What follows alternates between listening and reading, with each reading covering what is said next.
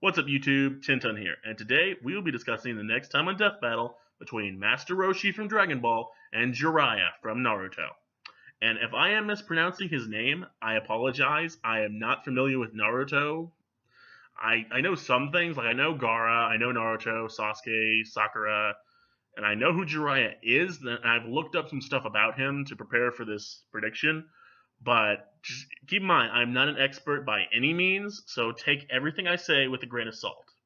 Now, before we get into that, let us discuss the last time.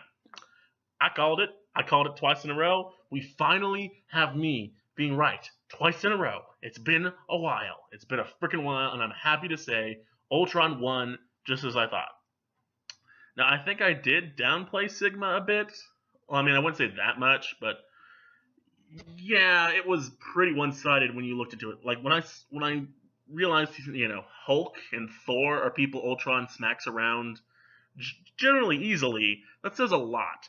Like Thor is ridiculously powerful, and I knew the Mega Man series isn't on that level. Even when you get to X, it's not on like Thor level. And of course, I knew like if you're fighting Thor, you also have to be ridiculously fast too. So it made a lot of sense to me to why Ultron would probably win. And Ultron has been around longer because he's a comic book character, so he has more history to work with compared to Sigma, who Mega Man X. Yeah, it's been around a while, but it's nowhere near as old as like Marvel Comics is. I'm sure Ultron wasn't around from the beginning, but he's still been around for a long time. Plus, he's gotten more to work with as like for Sigma. All you really have is the games and like some specific like maybe a comic book here, a little anime special here or something. Besides that, you don't really see much of Sigma, especially nowadays since Mega Man X is basically dead. Like I mean, he was in like crossover games, but those aren't canon, so we're not no one's talking about Ultron Sigma. Anyway, I was right. It was a good episode. Loved the animation. Really liked how they portrayed the characters, and this next time is amazing because I've wanted Master Roshi in Death Battle for a long time. But I was always like, well, who could he fight? I was like people always say like Jiraiya from. Frick, I'm definitely saying his name wrong. Like I'm just gonna say Naruto's master just for simplicity's sake. Naruto's master, but I was like, this is Naruto versus like Goku all over again. It's not a fight that's really fair. So that's always been my stance on it. But looking at it now, it's not as one-sided as I initially thought. Though my opinions are still pretty clear to me. Like I still very much think Roshi's gonna murder him. Like that's a pretty clear statement in my opinion. Like if we were using Dragon Ball Roshi, it's a fight. We're using Dragon Ball Super Roshi. It's not a fight. Like Roshi in Dragon Ball blows up the moon. And I know some people try to say it's an inconsistency or it's not.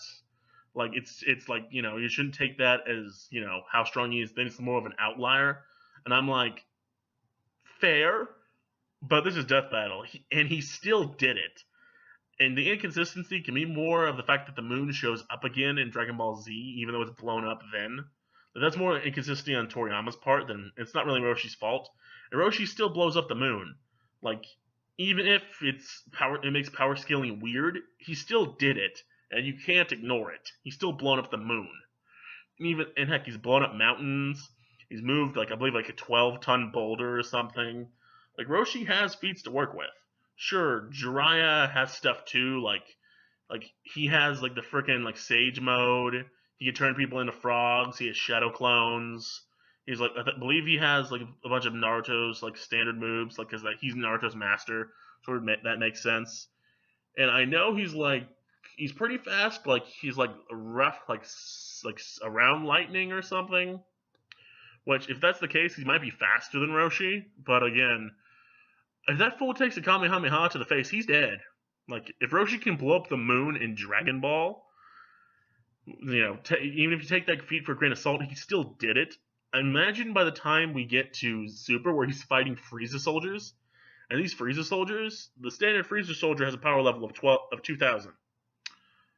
That would make Roshi roughly, like 10 times stronger than what he was then. And like Goku says, Roshi's been training constantly. Like, since then, like, Roshi's been doing some training. So he's even stronger by the time you get to the Tournament of Power. And keep in mind, in Dragon Ball, for you to handle an opponent that easily, you generally need to be at least twice as strong as they are. Let's say Roshi has a power level, I don't know, 4,000, 5,000 maybe. Like, say he's roughly stronger than Nappa was. By the Tournament of Power, he's kept training, and if we want to use the manga, he technically has that Ultra Instinct, which is stupid fast, and would definitely kill Jiraiya. Like, seriously, like, Ultra Instinct Roshi would obliterate Jiraiya. Like, that's not a competition, that's a fact. And, though if we just take the Super manga, he does, not manga, like Super anime, he does beat a few opponents, and he helps Tien, and he's got all of his techniques that can help him out. Like, he fights with Tien and all that, he takes out these guys, he goes beyond his limits, blah, blah, blah. He throws a Ki Blast that Frost, someone stronger than, like, Frieza was on Namek, fails to react to.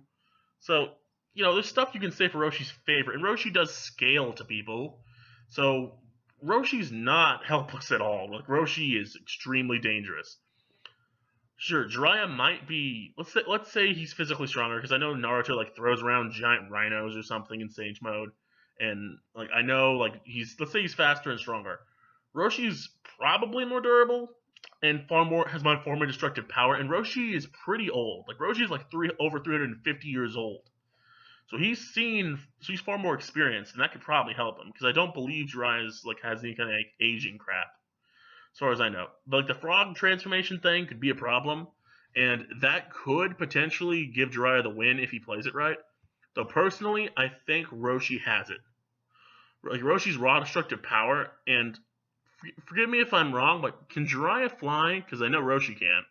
And Roshi can sense energy, which could also be a huge advantage for him, be able to sense where Jiraiya is constantly.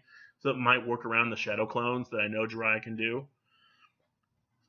So yeah, that's what I think. I think Roshi will win. I think it's not as one-sided as it probably appears to be at the start, but I feel Roshi ultimately has more going for him. And let's be honest, here's how the fight would really end. The two of them would, like, hook up and go mess with some girls, because it's what they do. But this is Death Battle, and I actually do legitimately want to see who would actually win in a fight. But all that being said, what do you guys think? Who do you think is going to win this Death Battle? Leave it in the comments below. I have been Tenton. Peace.